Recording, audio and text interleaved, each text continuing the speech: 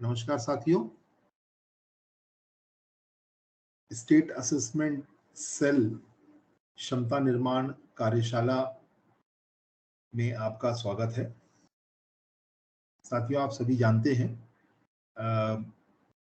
State assessment cell का गठन राज्य सरकार द्वारा किया गया है और इस असेसमेंट सेल के माध्यम से पूरे राज्य में कक्षा 9 और कक्षा 11 के बच्चों के साथ एक बड़े स्तर पर काम करने की शुरुआत जो है की जा रही है और उसी से संबंधित जो हमें काम करने हैं, आकलन संबंधित जो काम करने हैं हमें बच्चों के साथ, उसके लिए जो पहली कार्यशाला है, आज उसकी शुरुआत हो रही है।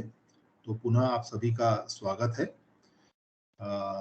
अधिक औपचारिकताओं में ना पढ़ करके हम लोग सीधा अपने कार्यशाला के विषय पर आते हैं और हम लोग ये समझने का प्रयास करते हैं कि स्टेट असेसमेंट सेल जो काम करने जा रहा है, असेसमेंट या आकलन और उसके साथ में जो मूल्यांकन का काम होगा वो किस प्रकार से होगा, वो आकलन क्या होता है, आज हम विस्तार से इस आकलन को समझने का प्रयास करेंगे। तो आगे चलते हैं साथियों और अपना काम शुरू करते हैं। Next slide please.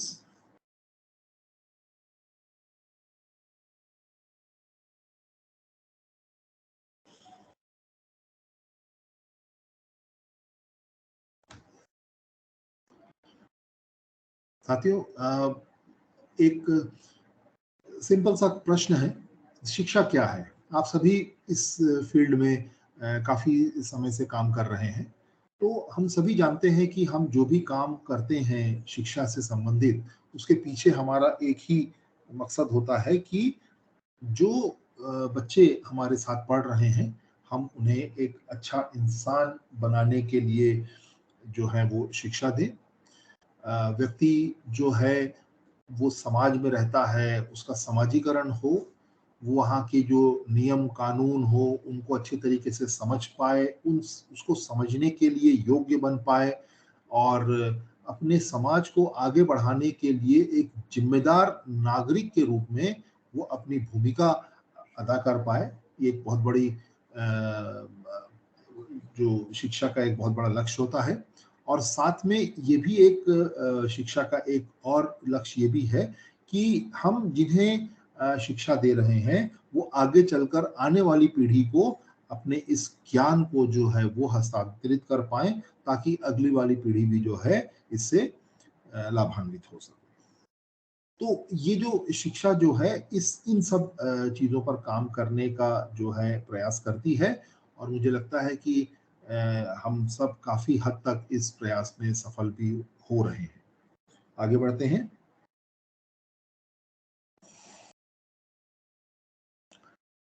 अब अगर हम लोग देखें कि शिक्षा है क्या, तो उसमें हम ये देखेंगे कि शिक्षा जो है वो सीखने सिखाने की एक प्रक्रिया है। ठीक है। इसमें सीखने वाले जो होते हैं वो अपने ज्ञान कौशल, उचित आचरण मतलब व्यवहार और अपनी जो टेक्निकल जो उनकी दक्षताएं होती हैं उनको वो जो है विकसित कर पाते हैं। और शिक्षा जो होती है वो एक इंस्टीट्यूशन के रूप में काम करती है। ये ऐसे कोई इंडिविजुअल या कहीं पर कोई ऐसे ही अलग थलग रह करके काम नहीं कर सकती। ये इंस्टीट्यूशन के रूप में काम करती है और इसके बहुत व्यापक स्तर पे इसके जो हैं बहुत से घटक होते हैं, जिसके बारे में आप सब बेहतर तरीके से जानते हैं। आगे बढ़ते हैं।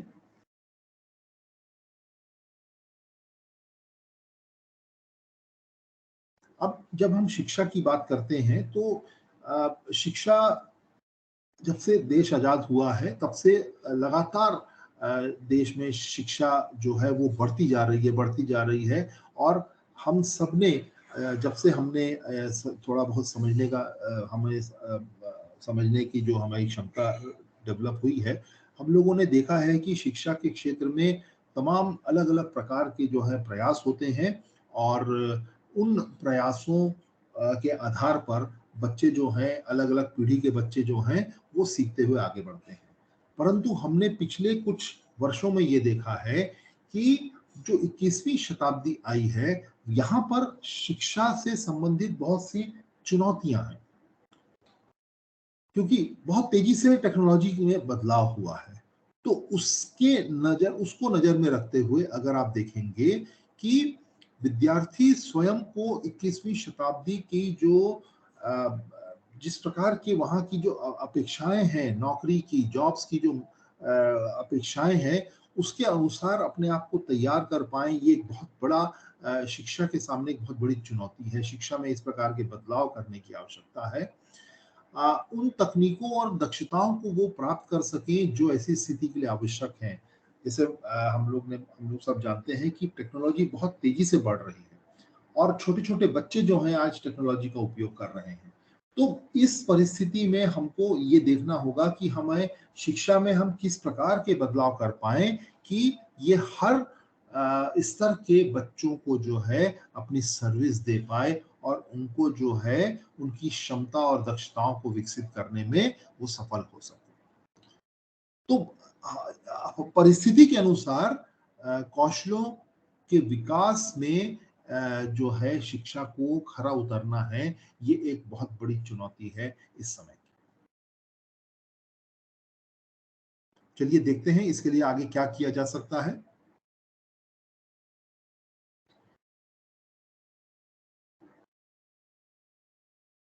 अगली स्लाइड पर चलते हैं।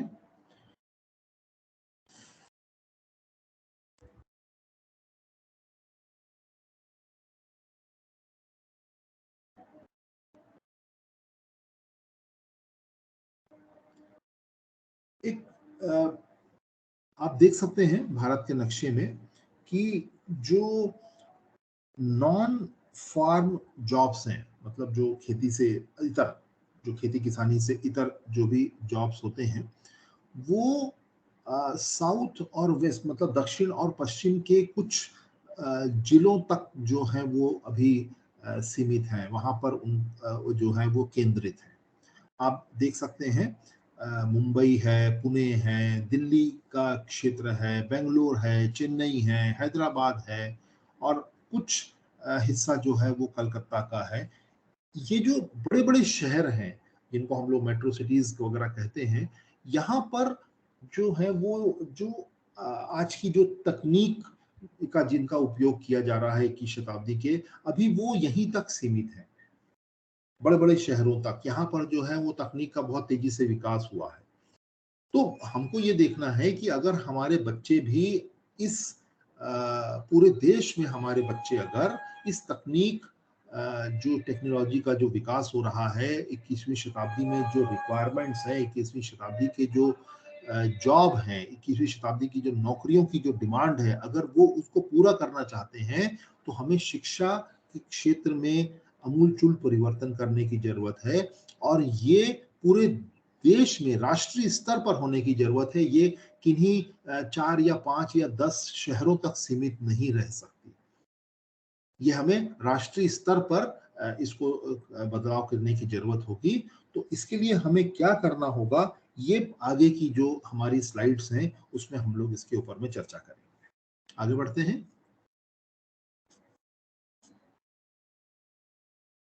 अभी जो नॉन फार्म जॉब्स हैं, मतलब जो खेती किसानी से इतर अलग जो जो जॉब्स वगैरह हैं, अभी आप अगर उसको मध्य प्रदेश के संदर्भ में देखेंगे तो मध्य प्रदेश में इस प्रकार की जो नौकरियां हैं, उसकी जो संभावनाएं हैं वो बहुत कम है।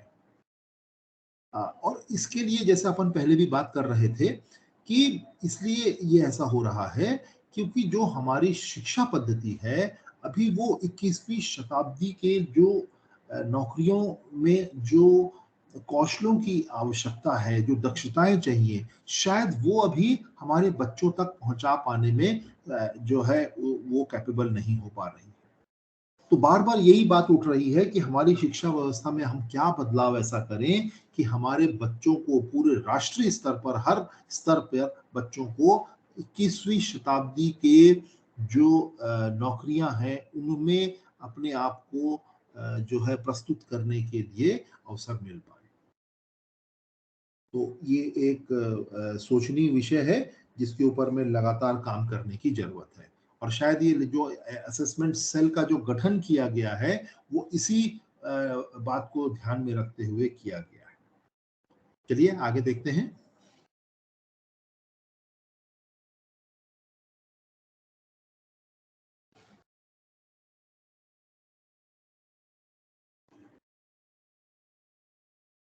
अगली स्लाइड पर चलते हैं अपन। तो ये जो बार बार अपन कह रहे हैं कि 21वीं शताब्दी की जो जॉब या नौकरियां हैं वो क्या हैं, ऐसी क्या चीजें हैं जो उनको बाकी जो नौकरियां हैं उनसे अलग करती हैं। तो आ, आप देख सकते हैं ये लिस्ट बनी हुई है। आप इसमें देखेंगे ज्यादातर ये टेक्नोलॉजी से रिलेटेड है।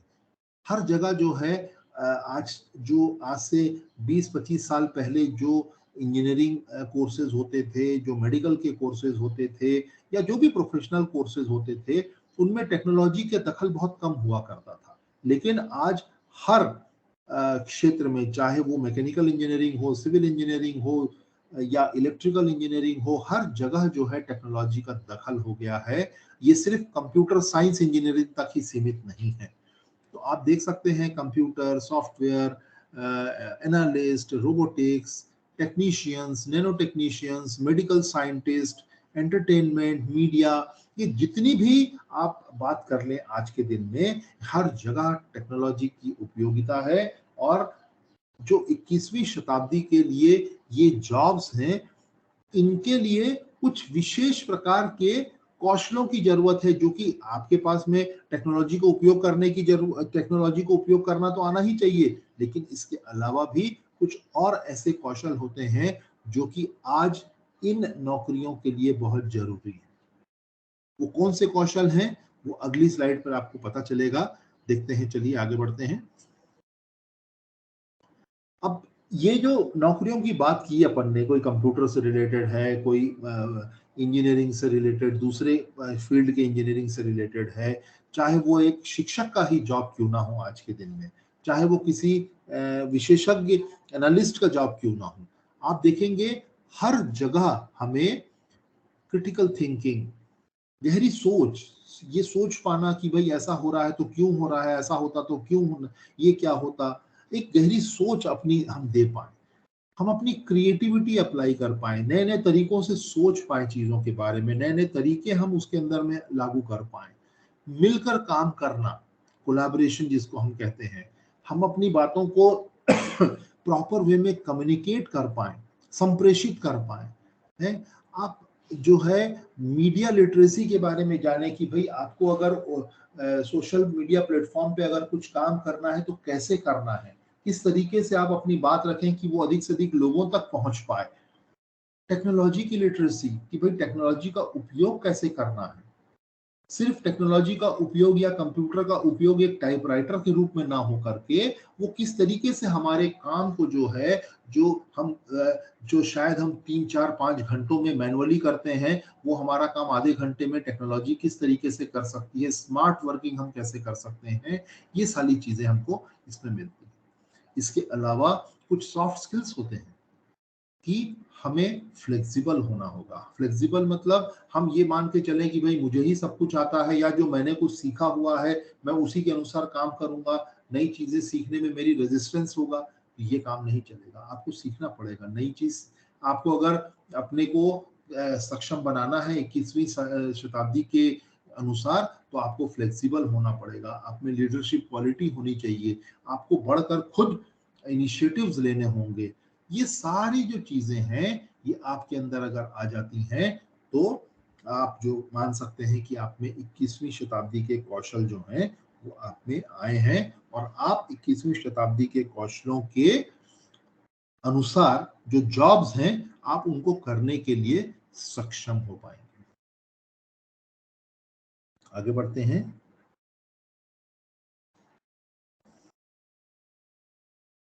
अब देखिए यहाँ कुछ प्रश्न आपके सामने में दिए गए हैं।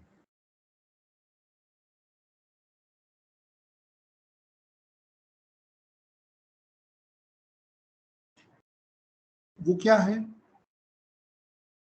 क्या हमारे विद्यार्थी आज जो हमारे विद्यार्थी हैं वो 21वीं शताब्दी के स्किल्स उनमें हैं? अगर हैं तो क्या वो उन स्किल्स के आधार पर 21वीं शताब्दी के जो जॉब्स हैं उसके चुनौतियों के लिए तैयार हैं क्या वो? ये हम कैसे जानेंगे? ये इसकी जानकारी अगर हमारे तक, हमारे शिक्षकों तक, हमारे सिस्टम तक पहुंच जाएगी तो शायद हम उनके अनुसार कुछ जो है कार्यवाही कर पाएंगे। तो क्या इस जानकारी को प्राप्त करने के लिए हमारा जो असेसमेंट का जो तरीका होता है, क्या वो अपडेटेड है? या हम आज भी अपने पारंपरिक तरीकों से जो असेसमेंट का काम जो है वो मूल्यांकन का काम करते आ रहे हैं और हम जो है बिल्कुल वैसे ही मार्क सिस्टम पे काम कर रहे हैं और बच्चों को पास फेल के तरीकों से आगे बढ़ा रहे हैं। तो क्या हमारा असेसमेंट सिस्टम कुछ आज सुधार की गुंजाइश है उसमें? अगर वो हम कर पाते हैं तो बहुत अच्छी बात है। इसको अगर हमको आज के अपने वर्तमान परिदृश्य को समझना है तो हमें ये देखना होगा कि हमारे आसपास, हमारे राज्य में, हमारे देश में, हमारे आसपास के जो बड़े-बड़े जो देश हैं, उनमें किस प्रकार से जो है वो शिक्षा व्यवस्था और आकलन की व्यवस्था जो है लागू की गई है। जिनको हम विकसित देश कहते हैं, वहाँ पर किस प्रकार के काम होते हैं, कि शायद हमें अपने आकलन हमें अपना खुद का करना होगा और फिर उसके आधार पर हम जो है अपने आगे के जो है निर्णय ले सकते हैं। ठीक है? चलिए आगे बढ़ते हैं।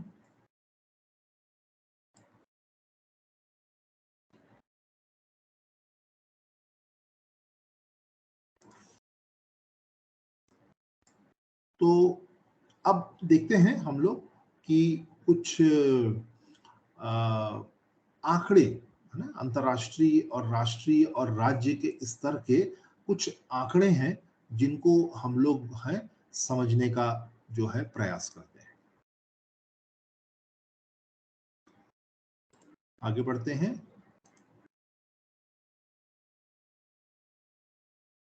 अ, एक आपने नाम सुना होगा कि अ, जो एक PISA program for international student assessment एक अंतर्राष्ट्रीय स्तर का एक कार्यक्रम है, जिसमें कई देश जो हैं पार्टिसिपेट करते हैं, बच्चों का असेसमेंट होता है उसके अंदर में। वो उसके आंकड़ों को देख करके हम पूरे अंतर्राष्ट्रीय स्तर पर बच्चों की स्थिति जो है वो पहचान सकते हैं।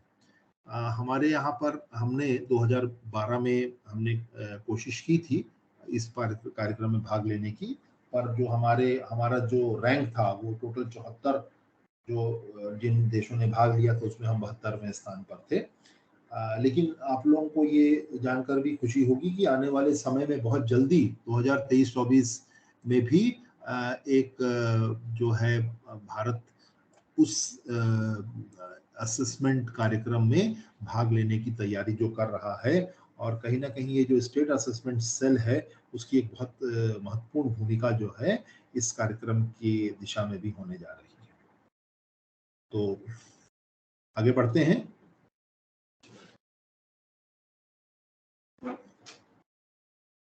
आप ये सभी जानते हैं और आपने इसमें काम भी किया होगा। नेशनल अचीवमेंट सर्वे राष्ट्रीय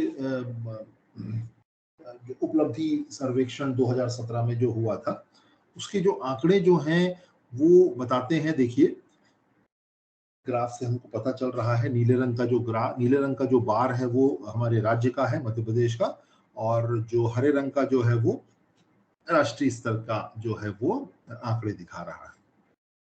तो ये तीसरी, पांचवी और आठवीं क्लास के जो हमारे आंकड़े हैं वो आपको बताते हैं, देखिए कि किस प्रकार अधिकांश जगहों पर हमारे राज्य की जो स्थिति है वो राष्ट्रीय स्तर के जो आंकड़े हैं उनसे भी कम है। राष्ट्रीय स्तर पर भी आप देखेंगे कि आंकड़े जो हैं वो बहुत ज्यादा जो हैं वो प्रेरित करने वाले तो नहीं हैं, लेकिन उससे भी नीचे हमारे राज्य के हैं।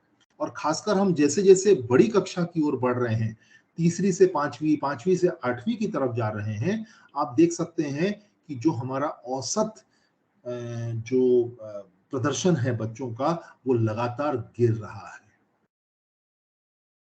तीसरी में गणित में हम 62% हमारा जो है औसत प्रदर्शन रहा है, तो वही 5वीं में आकर के 48% हो गया और जो हम 8वीं में आते हैं तो वो हमारा जो है 40% रह जाता है। तो ये चिंताजनक स्थिति है हमारे पूरे प्रदेश के लिए भी और देश के लिए भी। देश में भी इसी प्रकार का ट्रेंड हम लोगों को देखने को मिल रहा है। तो इस चीज़ों को ध्यान में रखते हुए हमें कुछ बड़े स्तर पर बदलाव करने की आवश्यकता होगी। चलिए आगे बढ़ते हैं। हमने तो जो अभी बात की थी 3, 5, 8 क्लास की बात की थी। अगर हम 10वीं क्लास की भी अगर बात कर लें तो 10वीं क्लास में भी आप देख सकते हैं कि जो औसत प्रदर्शन रहा है वो किस स्तर पे है, कक्षा 10 पे। राष्ट्रीय स्तर पर गणित में अगर आप देखेंगे तो वो 34% जो है वो प्रदर्शन रहा है, बहुत कम है। 34% का मतलब ही यह है कि 66% जो हमारे कहना चाहिए जो 66% जो चीजें हैं वो बच्चे नहीं जान रहे हैं, सिर्फ 34% चीजें जानते हैं। और हम अगर मध्य प्रदेश की बात करें तो वो हम तो 31% पे हैं। ऐसे ही आप विज्ञान, सामाजिक विज्ञान, अंग्रेजी और हिंदी भाषा को भी देख सकते हैं। कहीं भी हमारा जो प्रतिशत है वो 50 से ऊपर नहीं जा पा रहा है। ये बहुत चिंता की विषय है, इस पे हम लोगों को विचार करने की आवश्यकता है। आगे बढ़ते हैं।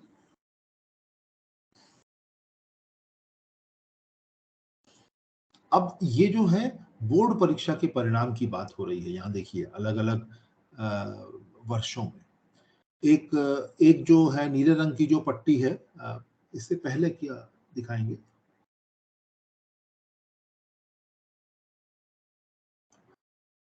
15 नंबर स्लाइड दिखाएं अभी।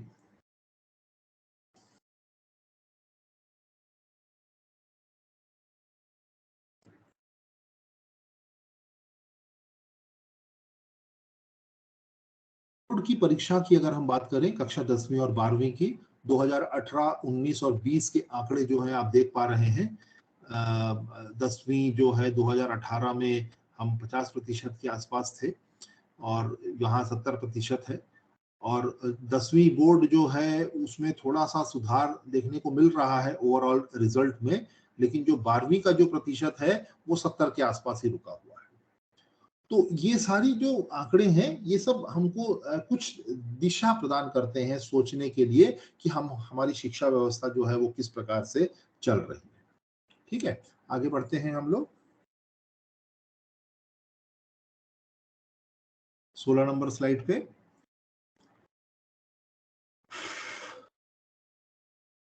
अब इसमें देखिए राज राज राज अपने जो राज्य के स्तर पर अगर हम देखें, राज्य के स्तर पर जो अन्य असेसमेंट हुए हैं उसके परिणाम ये बताते हैं कि 9वीं कक्षा में जो बच्चे पढ़ रहे होते हैं उनमें से केवल 55% विद्यार्थी ही 11वीं तक पहुंच पाते हैं। बाकी 45% बच्चे जो हैं वो ड्रॉप आउट हो जाते हैं। दूसरा, कक्षा 1 में जो दर्ज होते हैं, अगर कक्षा 1 में 100 बच्चे दर्ज होते हैं तो सिर्फ और सिर्फ 25 बच्चे ही 12वीं जो है वो पास कर पाते हैं। इस पूरे 12 साल के दौरान 75% बच्चे जो हैं हमारे सिस्टम से आउट हो जाते हैं। अब उसके कई कारण हो सकते हैं, ये तमाम बहुत सारे कुछ सामाजिक कारण भी हैं, कुछ आर्थिक कारण भी हो सकते हैं, कुछ हमारे शैक्षिक कारण हो सकते हैं, कुछ प्रशासनिक कारण हो सकते हैं। तमाम प्रकार के कारण जो हैं वो इस ड्रॉप आउट के लिए जो हैं जिम्मेदार होते हैं, उनके ऊपर में हम लोग अलग से कभी डिटेल में चर्चा कर सकते हैं। ठीक है, लेकिन इशारा जो है वो बिल्कुल साफ है कि हमें बहुत कुछ अपनी शिक्षा व्यवस्था को बदलने के लिए काम करने की जरूरत है। चलिए आगे देखते हैं।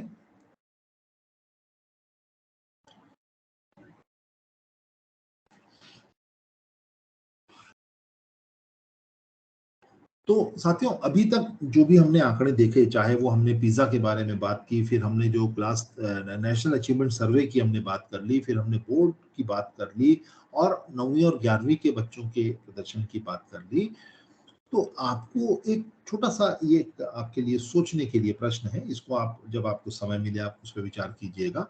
आपने जो आंकड़े देखे, अब उसके आधार पर जो आपके जो विद्यार्थियों का जो प्रदर्शन है, आपका उसके बारे में क्या निष्कर्ष निकलता है? ये आपको देखना है, आपको अपने स्कूल के स्तर पर जो है आपके जब जब से आप वहाँ स्कूल में हैं, पिछले 2-3 साल में आप क्या ऑब्ज़र्व कर पा रहे हैं बच्चों के प्रदर्शन को लेकर के, इस बारे में आप थोड़ा-सा विचार कीजिएगा और जो भी आपके निष्कर्ष होंगे, हम लोग जो है आगे के जो कार्यक्रम होंगे, उसमें आप लोगों से ज़रूर सुनना चाहेंगे। चलिए, आगे बढ़ते हैं।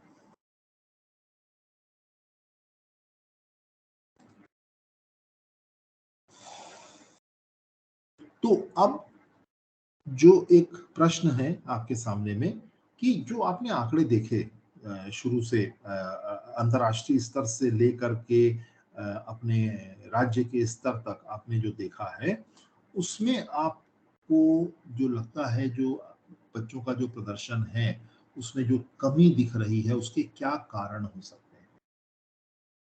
है ना? उस कुछ कारण जो हैं यहाँ पर जो लिखे गए हैं, सीखने-सिखाने की प्रक्रिया में कमी, जो क्लासरूम में टीचिंग होती है, क्लासरूम में जो सब्जेक्ट के लिए जो पेडागॉजिकल तरीके उपयोग किए जाते हैं, उनमें कोई कमी हो सकती है।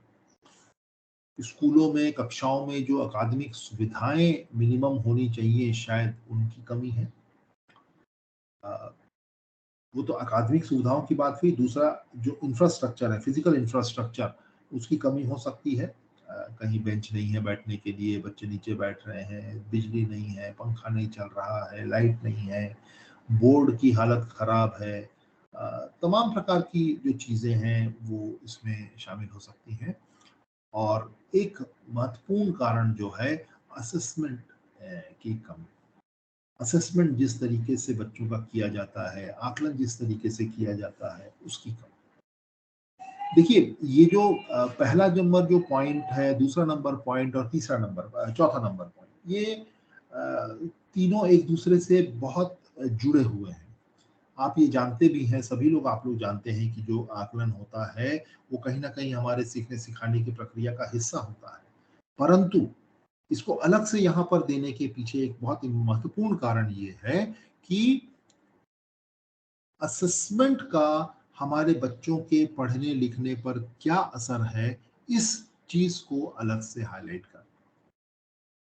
तो ये चीज़ों को ध्यान में रखते हुए हम लोग जो है आगे देखते हैं कि हम लोग असेसमेंट संबंधी हमारी क्या समस्याएँ हैं, आगे की स्लाइड में देखते हैं। चलिए, तो जो वर्तमान में जो असेसमेंट हो रहा है, वर्तमान में जो आकलन किया जा रहा है, एक एक स्लाइड पीछे, एक स्लाइड पीछे, 19 नंबर स्लाइड।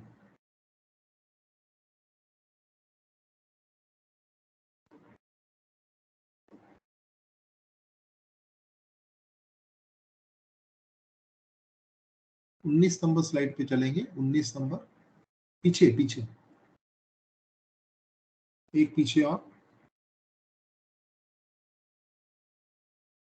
हाँ, ओके। तो असेसमेंट संबंधी जो हमारी समस्याएँ हैं, वो एक पीछे चलेंगे हम लोग। हाँ, ये जो असेसमेंट की जो समस्याएँ हैं, वो ये हैं कि जो हमारा वर्तमान में जो असेसमेंट किया जा रहा है, जो आकलन किया जा रहा है बच्चों का, वो रटने की पद्धति पर आधारित है, एक चीज़।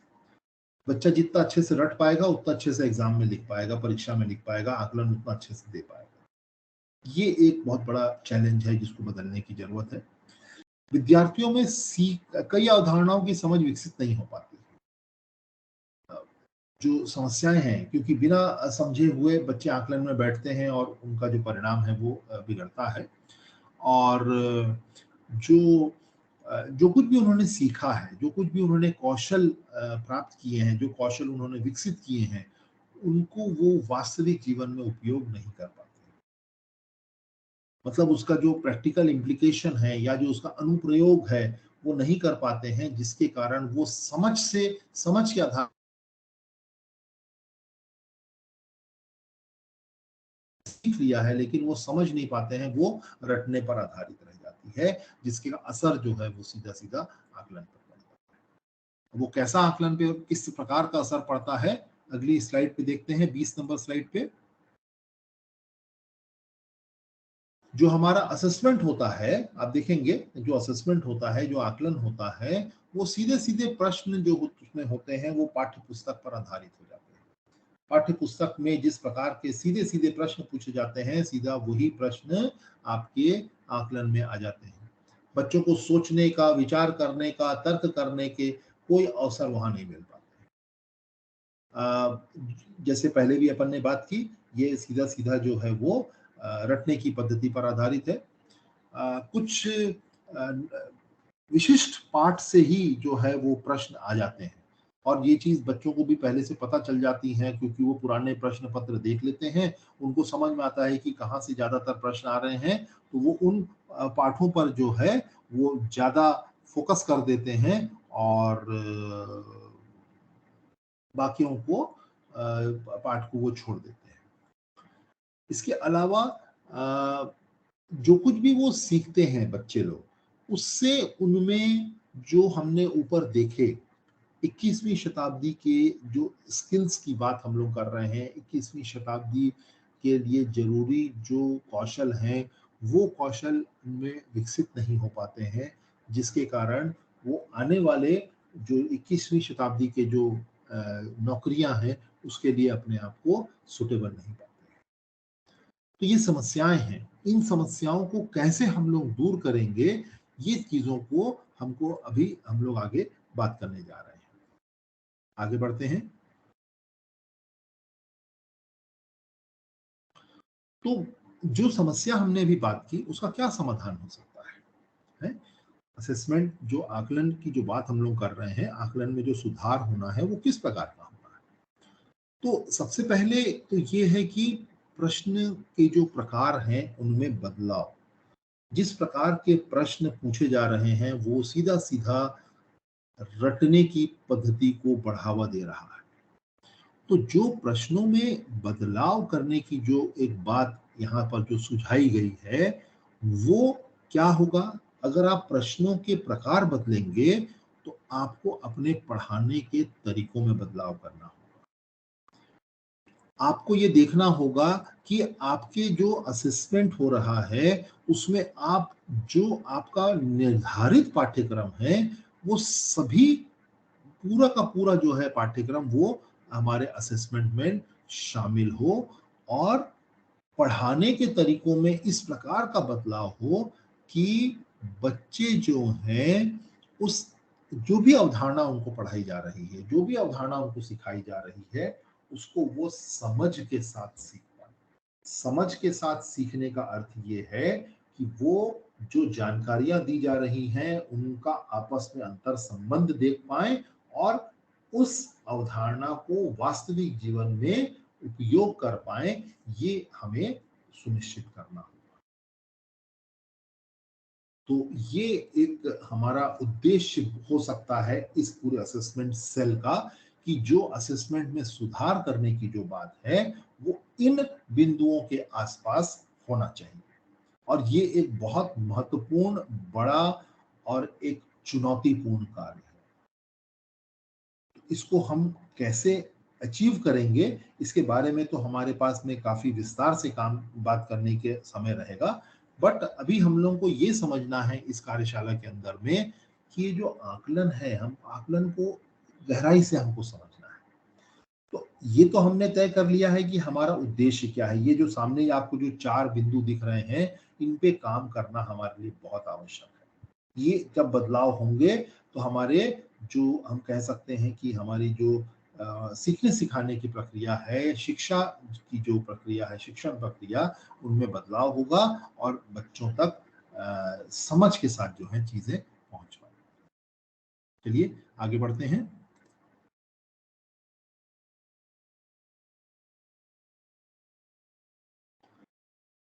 अब जो तो हम लोगों ने जो पिछली बार बात की, पिछले स्लाइड में जो बदलाव की जो बात की गई है, उसमें ये है कि आपको जो बदलाव करने हैं वो किस तरीके से करने होंगे। आपको ये समय-समय पर ये एक फीडबैक मिलता रहे कि जो आप पढ़ा रहे हैं, बच्चा वो समझ पा रहा है कि नहीं समझ पा रहा है। पहली चीज़, ये पढ़ाने के समय का ही ये हिस्सा है। तो आपको कंटिन्यूअस फीडबैक मिलना चाहिए कि बच्चे समझ पा रहे हैं कि नहीं समझ पा रहे हैं। दूसरा, एक पर्टिकुलर समय अंतराल पे अगर आप ये समझ पाए कि विद्यार्थियों को अभी तक जो आपने पढ़ाया उनमें कौन कौन सी अवधारणाओं को समझने में समस्या आई, एक निश्चित अंतराल पे आपको ये पता चले। और आपको ये भी समझ में आना चाहिए कि जो बच्चे आपके सामने बैठे हैं वो किस तरह से सीखने में सहजता महसूस करते हैं। तो ये चीजें अगर आप तक लगातार पहुंचती रहेंगी तो आप अपने सीखने सिखाने की जो प्रक्रियाएं हैं, जो पढ़ाने का जो तरीका होगा, उसमें लगातार बदलाव करते रहेंगे और उन चीजों पर फोकस करेंगे जिन्हें बच्चों को समझने में दिक्कत आ रही है। और इसके लिए आप अलग-अलग प्रकार की रणनीतियों का उपयोग करेंगे, अलग-अलग प्रकार की गतिविधियां करेंगे जो कि नो डाउट बाल केंद्रित होंगी, जिससे कि बच्चे जो हैं आसानी से चीजों को समझ पाए। तो ये समाधान की बात हम लोग कर रहे हैं, ठीक है।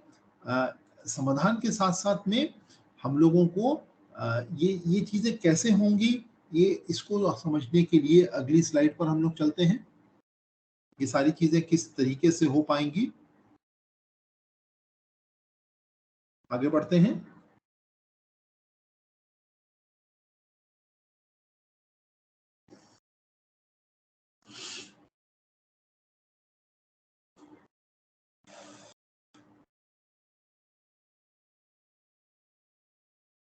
तो ये जो स्लाइड आप देख पा रहे हैं आपके स्क्रीन पर, ये आपको क्या बता रही है कि जब आप इस तरीके की जब सुधार की बात करते हैं, सुधार के बारे में आप विचार करते हैं, तो एक सिस्टमिक रिफॉर्म की बात होती है, सिस्टम में बदलाव करने की बात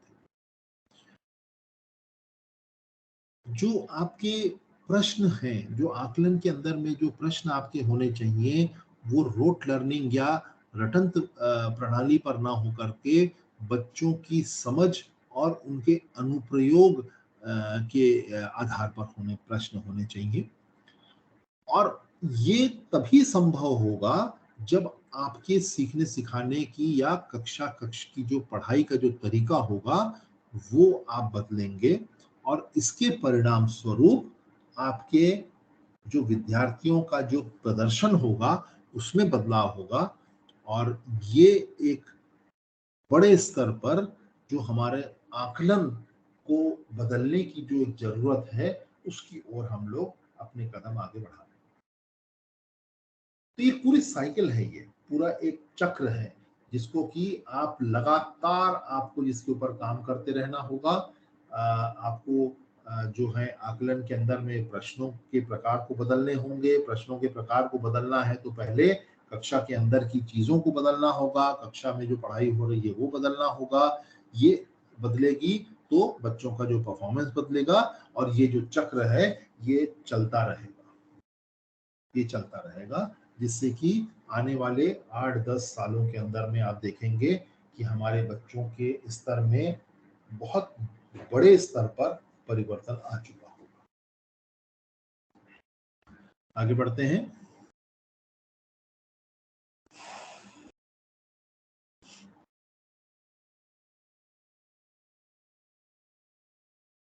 आइए अब हम लोग असेसमेंट को समझने का प्रयास करते हैं कि असेसमेंट क्या है, आकलन क्या है।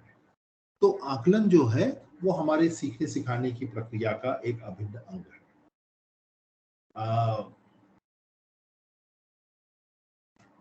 आकलन करने के लिए बहुत से अलग-अलग प्रकार हैं, आकलन के कई प्रकार होते हैं, कई विधियां उसके लिए, कई अलग-अलग प्रकार के उपकरण जो हैं हम लोग इसके लिए उपयोग करते हैं। यहाँ उपकरण का मतलब प्रश्न पत्र से है। जो आकलन है इसका उपयोग जो है, आकलन का उपयोग जो है बच्चों के सीखने की जो प्रगति है हम लोग उसके लिए उपयोग करते हैं। हम लोग ये जांचने के लिए उपयोग करते हैं कि बच्चों ने जो कौशलों का उनको कौशल का विकास उनमें अंदर हो रहा है कि नहीं हो रहा है। और इसके अलावा हम जो बच्चों की जो हमने आकलन किया उससे जो ये बात निकल के आई कि बच्चों में किस प्रकार की कमी है या उनको किन चीजों को और अच्छे से जानने की जरूरत है, हम उन चीजों को समझ पाते हैं, उनका दस्तावेजीकरण कर पाते हैं। तो यहाँ पर जो आकलन है वो एक व्यक्तिगत स्तर पर भी हमको इंफॉर्मेशन देता है और एक पूरे के पूरे सिस्टम की भी हमको इंफॉर्मेशन देता है। ये जो है इसके दो बड़े उद्देश्य हैं, इंडिविजुअल स्तर पर भी हमको डेटा मिलता है और एक सिस्टम के स्तर का मिलता है, तो हम दोनों स्तर पर जो है काम करने के लिए सक्षम हो पाते हैं।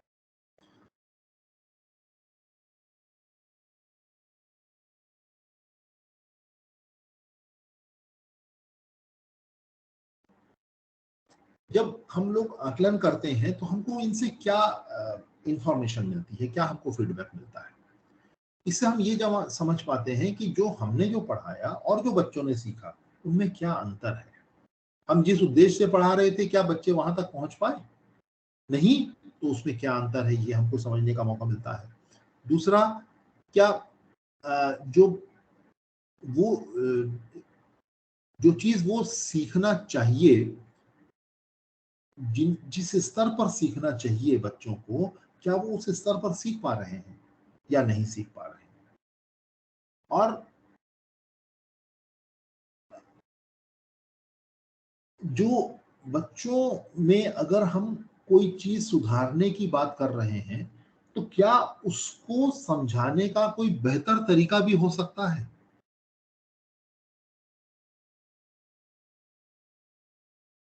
जिससे हमारी जो समझ है ना, समझने में हमको आसानी हो, ये हमको समझने के लिए इसमें जो असेसमेंट जो है वो मदद करता है।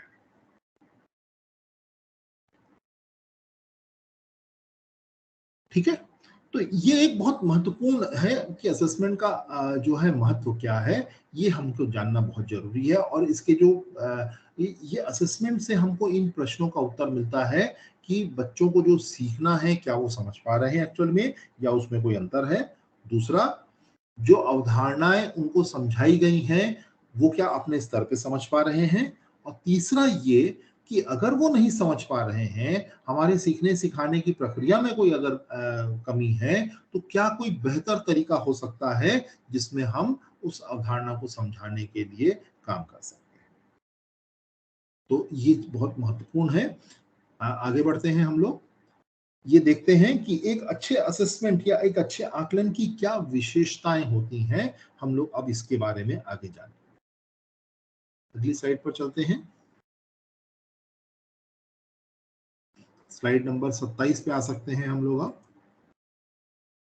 एक अच्छे असेसमेंट या एक अच्छे आकलन की विशेषताएं क्या है। अगले स्लाइड पर चलें।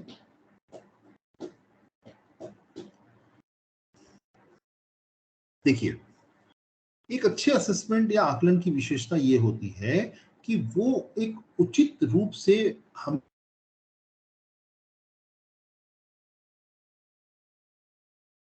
मतलब अगर आपकी क्लास में 20 बच्चे हैं और अगर अलग अलग स्तर पर हैं वो बच्चे, तो वो उनमें वो भेद करके बता पाए कि कौन बच्चा किस स्तर पर है, कौन किस समझने के किस स्तर पर है और किसी अवधारणा में। एक आकलन, एक अच्छे आकलन की एक विशेषता ये होती है कि जो अवधारणाएं हमने पढ़ाई हैं उनमें संतुलन वो बना के दे, संतुलित रूप में उसका जो है वो आकलन करे। ये नहीं है कि कोई एक अवधारणा का जो है वो बहुत डिटेल में आकलन हो रहा है और एक दूसरी अवधारणा है उसका बहुत हम सुपरफिशियली जो है आकलन कर रहे हैं, ऐसा नहीं। बैलेंस होना चाहिए पूरा आकलन जो है अपनी जो अवधारणाएं हमने सिखाई हैं। आकलन में जो महत्वपूर्ण अवधारणाएं हमने सिखाई हैं उनका आकलन होना चाहिए। बहुत कुछ गैर जरूरी चीजें शामिल करने की उसमें आवश्यकता नहीं है जिसका हमारे बच्चों के सीखने सिखाने की प्रक्रियाओं से कोई लेना देना नहीं होता है। ये चीज हमको देखना होगा। रटकर सीखना और समझकर सीखना, इन दोनों में वो विभेद कर पाए, इस बात को वो समझ पाए कि कौन जो है रटकर सीख रहा है और कौन जो है वो वास्तविक रूप से समझकर सीख रहा है। और जो पहला वाला जो पॉइंट है और जो आखिरी वाला पॉइंट है वो बहुत मिलते जुलते हैं। हर योग्यता के छात्रों में उचित विभेद कर पाए, मतलब अपन जब एक आकलन करें, उसका विश्लेषण करें, तो हमें ये बिल्कुल क्लियरली पता चले कि हमारी क्लास के 10, 15, 20, 50 बच्चे जो भी हैं उनमें किस प्रकार से जो है समझने के स्तर का अंतर हमको मिल रहा है, ताकि हम अपने पढ़ाने की जो प्रक्रिया है उसमें कुछ बदलाव करके उनके साथ में काम कर सकें। ठीक है, ये कुछ विशेषताएं हैं। आगे बढ़ते हैं।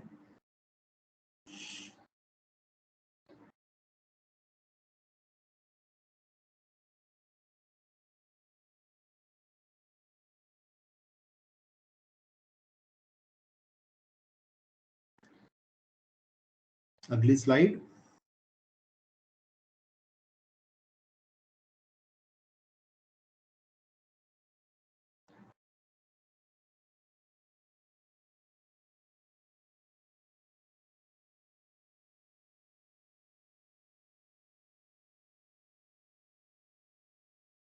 अब देखिए, जो एक आकलन है, अपने विशेषताओं की तो बात कर ली अपन ने, लेकिन वो विशेषताएं कब आएंगी उसके अंदर में? उस विशेषताओं को प्राप्त करने के लिए आकलन जो है वैलिड होना चाहिए, वैध होना चाहिए और विश्वसनीय होना चाहिए, रिलायबल होना चाहिए। ये दो जो कारक हैं, जो दो फैक्टर्स हैं एक आकलन के लिए, ये बहुत महत्वपूर्ण है। और इसको समझना कि कोई आकलन वैलिड है या नहीं है, रिलायबल है या नहीं है, ये एक अनुभव के बाद आपके सामने में ये सारी चीजें आएंगी। जैसे जैसे जैसे आप काम करते जाएंगे, जैसे जैसे आप आकलन डिजाइन करते जाएंगे, वैसे वैसे आप इन चीजों को जो है अच्छे तरीके से समझते हुए उस पर काम करेंगे। तो हम लोग समझते हैं आगे कि ये वैलिडिटी क्या है और वैधता क्या है, इसको हम लोग समझने का प्रयास करते हैं। आइए अगली स्लाइड पे देखते हैं।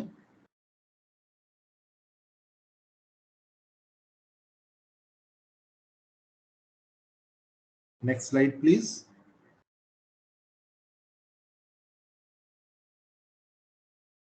तो एक जो आकलन हम लोग जिसकी वैधता की बात कर रहे हैं, उस वैधता का मतलब क्या है, वो वैध है कि नहीं? इसका अर्थ ये है कि जो हम आकलन बना रहे हैं वो वही आकलन का वही काम करता है जो उससे अपेक्षित है। मतलब कि अगर आप उससे गणित के किसी अवधारणा की जांच करने के लिए आपने उसको बनाया है, तो वो गणित की अवधारणा की जांच करे, वो किसी बच्चे के वजन या उसकी शारीरिक क्षमता या उसकी शारीरिक बनावट की जांच करने के लिए ना उसका उपयोग किया जाए। तो ये जो वैधता है, ये एक बहुत महत्वपूर्ण चीज है। आपको ये ध्यान रखना होगा कि आपने अगर प्लानिंग आपकी है कि मुझे भाषाई दक्षता बच्चे की ज्ञात करनी है, कि बच्चा जो है वो वर्ण अक्षर पहचान पा रहा है कि नहीं पहचान पा रहा है, वो मात्रा पहचान पा रहा है कि नहीं पा रहा है, या दो अक्षरों को या वर्णों को जोड़ करके ब्लेंडिंग करके कोई एक शब्द बना पा रहा है कि नहीं बना पा रहा है, तो वो आकलन आपको करना है। तो आपको उसी से संबंधित प्रश्नों को उसमें डालना होगा। आप उससे ये नहीं उम्मीद कर सकते कि आपने 3 शब्द 3 अक्षरों वाले कोई शब्द दे दिया और आपने उसे कहा कि उसे पढ़ो, तो वो पढ़ने का आकलन हो जाएगा, जबकि आपको जो है ये देखना है कि बच्चा डिकोड कर पा रहा है कि नहीं कर पा रहा है टेक्स्ट को। तो ये चीजों को यहाँ पर हमें ध्यान देने की जरूरत होगी। ये वैधता का मतलब है। चलिए आगे देखते हैं कि विश्वसनीयता से क्या अर्थ है। विश्वसनीयता अगले स्लाइड पर चलते हैं हम लोग।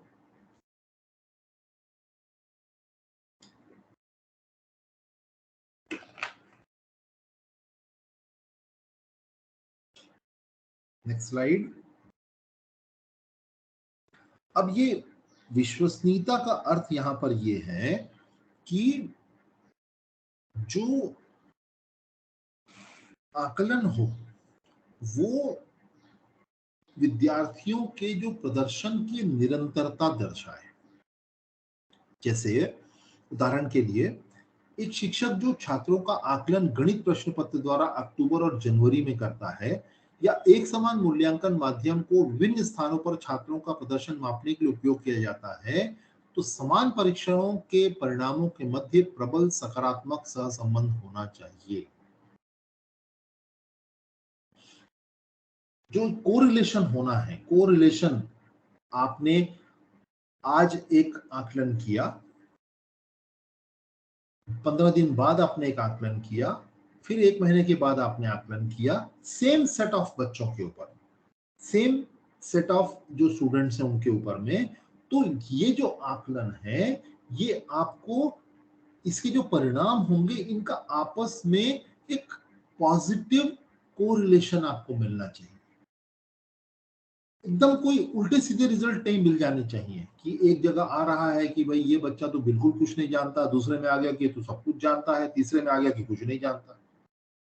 ये इस तरीके के अगर आपको परिणाम मिलते हैं किसी आकलन के जरिए, तो इसका अर्थ ये है कि आपका जो आकलन है, वो जो बनाया गया जो टूल है, जो पेपर है, वो विश्वसनीय नहीं है, उसकी विश्वसनीयता के ऊपर में प्रश्न चिन्ह लग जाएगा। तो ये आपको ध्यान रखना है, वैलिडिटी और विश्वसनीयता, रिलायबिलिटी, ये दोनों चीजें जो हैं एक आकलन के लिए बहुत बहुत महत्वपूर्ण होते हैं। तो ये सारी चीजें जब आप आकलन डिजाइन करने की काम शुरू करेंगे तो आपको ये सारी चीजें समझ में आती है। आगे बढ़ते हैं अगली स्लाइड पर।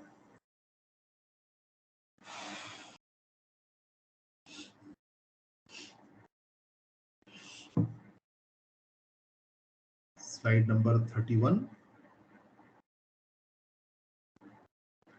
अब आपने जो आकलन के लिए जो टूल बना लिया है, उसकी विश्वसनीयता और वैधता को सुधारेंगे कैसे आप? आपने प्रश्न पत्र तो बना दिया, लेकिन जब आप उसकी समीक्षा करते हैं, जब आप प्रश्नों की समीक्षा पे जाते हैं, प्रश्न पत्र की समीक्षा पे जाते हैं, तो आपको ये देखना होगा कि जो विषय पढ़ाया गया है, जिसके ऊपर आकलन बनाने की जरूरत है, वही जो है, जो आकलन है वो उस पर ही आधारित हो। पहले से उसका कोई स्ट्रक्चर बना है, उस स्ट्रक्चर पर आधारित हो। एक कोई फ्रेमवर्क बना होगा कि हमें किस प्रकार के प्रश्न लेने हैं, कौन से टॉपिक के प्रश्न लेने हैं, कितने कितने प्रश्न लेने हैं, उसमें प्रश्नों का डिस्ट्रीब्यूशन कैसा होगा, कौन सा प्रश्न जो होंगे वो आसान स्तर के होंगे, वो थोड़े से कुछ कठिन स्तर के होंगे, कुछ एप्लीकेशन स्तर के होंगे। ये तमाम जो एक स्ट्रक्चर बनेगा, रूपरेखा बनेगी, फ्रेमवर्क बनेगा, ये उसके आधार पर होना चाहिए। और अगर आप किसी एक अवधारणा को अलग-अलग तरीकों से जांच करना चाह रहे हैं, तो बच्चे उसको उसको वो हल कर पाएँ, इस प्रकार से वो जो है डिज़ाइन होना चाहिए। और किसी भी अवधारणा को अलग-अलग तरीके से जांच कर पाए, इस प्रकार के भी प्रश्न उसके अंदर में होने चाहिए। ये सारी चीजें जो हैं वो एक प्रश्न पत्र की वैधता और विश्वसनीयता को बढ़ाने का काम करते हैं। एक प्रश्न आपने दे दिया,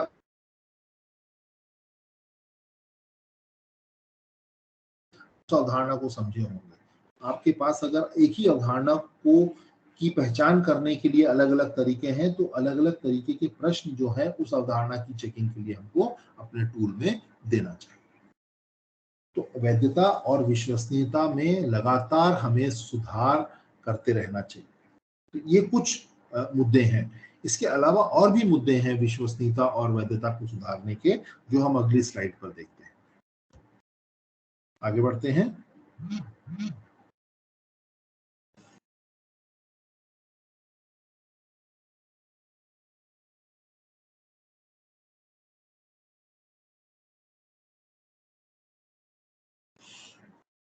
अगला अगला पॉइंट जो है विश्वसनीयता और वैधता में सुधार का, वो ये है कि जो अनुमान लगाने की जो बात है ना, जिसमें बहुत ज्यादा अनुमान लगाना हो, वो बहुत कम होने चाहिए, उसमें वो बहुत ज्यादा नहीं होने चाहिए।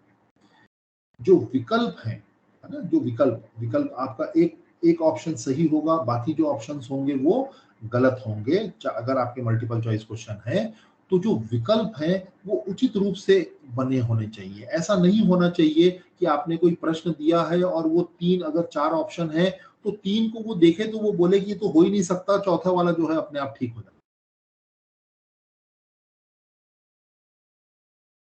रहा हूं तो क्यों, ये दूसरा ए वाला अगर सही लगा रहा हूं तो बी, सी या डी जो है वो सही क्यों नहीं हो सकते।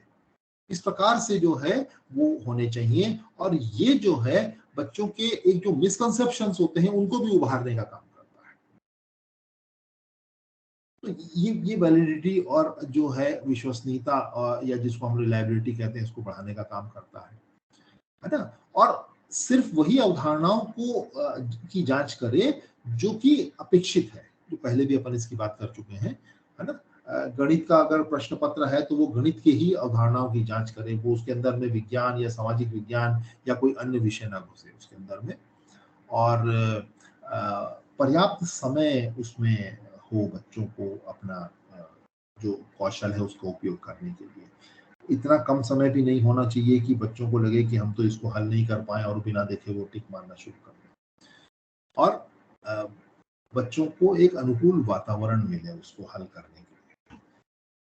प्रश्न पत्र ऐसा हो जिसमें कि अलग अलग प्रकार के जो प्रश्न हैं, कहीं चित्र भी दिख रहे हैं, कहीं पर जो उसके जो फॉन्ट साइज वगैरह है पेपर का वो थोड़ा बड़ा होना चाहिए, बच्चों को अच्छे से समझ में आए, दिखे, उसमें प्रॉपर स्पेसिंग होनी चाहिए। तो ये जो एक प्रश्न पत्र को देख करके जो बच्चों को एक जो वातावरण मिलेगा कि भाई हाँ ये बड़ा अच्छे तरीके से डिजाइन किया है, उनकी इच्छा होगी कि चलो मैं इसको जो है हल करने के लिए मैं वो प्रेरित हूँ। ठीक है, आगे बढ़ते हैं।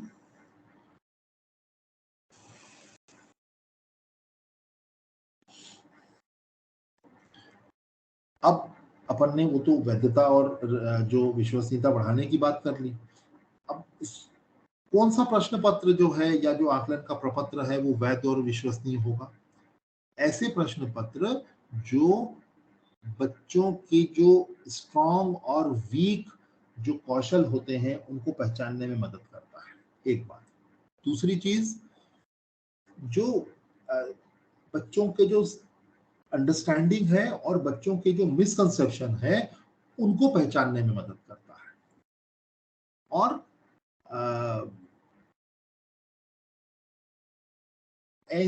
शिक्षकों को जो फीडबैक देता है कि बच्चों लोग कहाँ पर कोई चीज मिस कर रहे हैं, बच्चों को क्या चीज समझ में नहीं आ रही है, ये जो चीजें हैं वो जो है ऐसे जो प्रश्न पत्र होते हैं जिससे टीचर को फीडबैक मिलता है, बच्चों को फीडबैक मिलता है, माता पिता को फीडबैक मिलता है, ऐसे जो प्रश्न पत्र होते हैं, जो आकलन होता है, वो वैध और विश्वसनीय होता है। ठीक है, चलिए आगे बढ़ते हैं।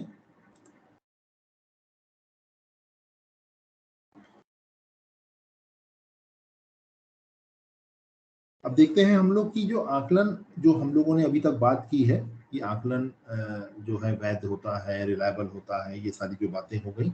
अब उसके प्रकार क्या है, आकलन कितने प्रकार का होता है? आप देख सकते हैं मोटे तौर पर हम लोग यहाँ पर चार प्रकार के आकलन की बात कर रहे हैं।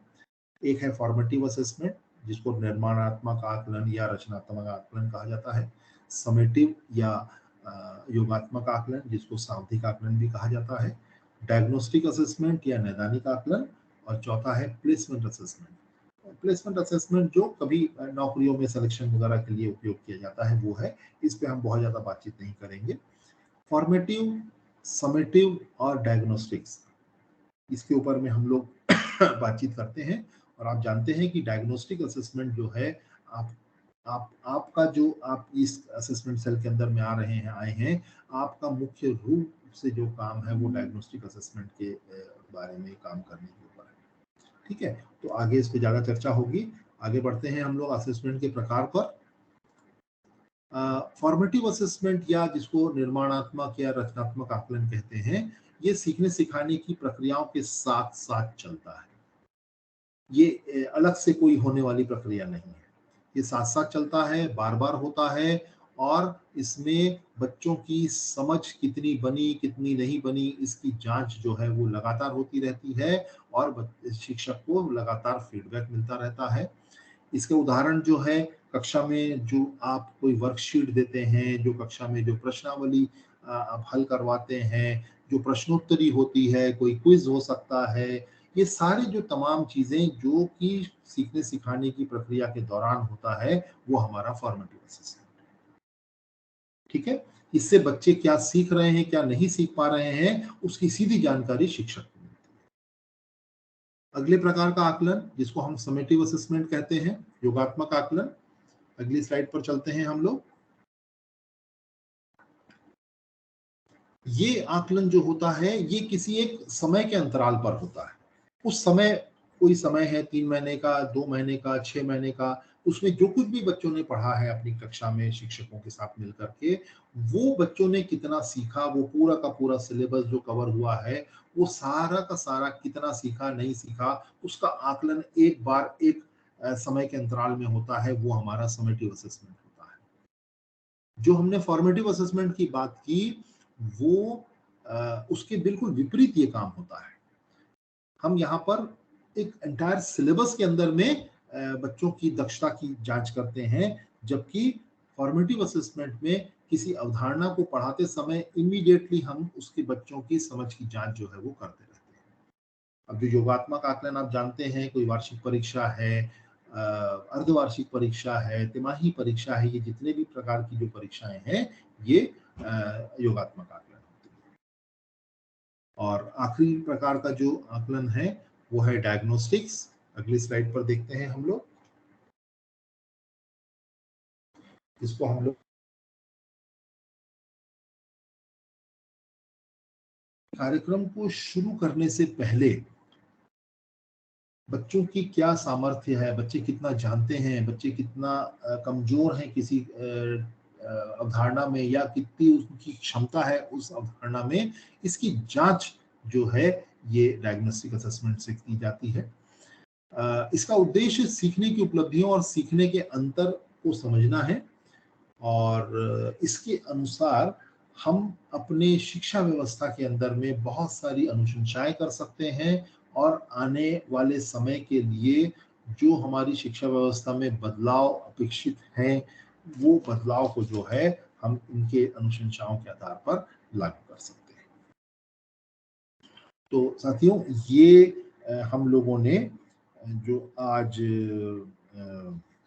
देखा, असेसमेंट के बारे में हमने आज बातचीत की है विस्तार से कि असेसमेंट क्या होता है, उसके कितने प्रकार होते हैं, वो वैधता क्या है, उसकी रिलायबिलिटी क्या है, या इस असेसमेंट को करने की ज़रूरत क्या है, हम क्यों कर रहे हैं इस असेसमेंट को, इस असेसमेंट की प्रक्रिया में बदलाव करने की क्या ज़रूरत है, ये सारी चीज़ें जो हैं हमने इसमें देखी। और उससे पहले हमने ये देखा कि हमारी जो शिक्षा व्यवस्था है वो किस तरीके से हमारी जो 21st सेंचुरी स्किल्स की बात है, उसको अगर हम कैटर नहीं करेंगे बच्चों की, तो वो शायद 21st सेंचुरी के जो जॉब्स के लिए तैयार नहीं हो पाएंगे। तो ये सारी बातें जो हैं, इन सबको ध्यान में रखते हुए हम लोगों को काम करने की ज़रूरत है। और आकलन क्या है इसको हमने डिटेल में समझा। अगले कार्यशाला में हम लोग किसी अन्य एक विषय के साथ आपके साथ आएंगे। थैंक यू वेरी मच, धन्यवाद।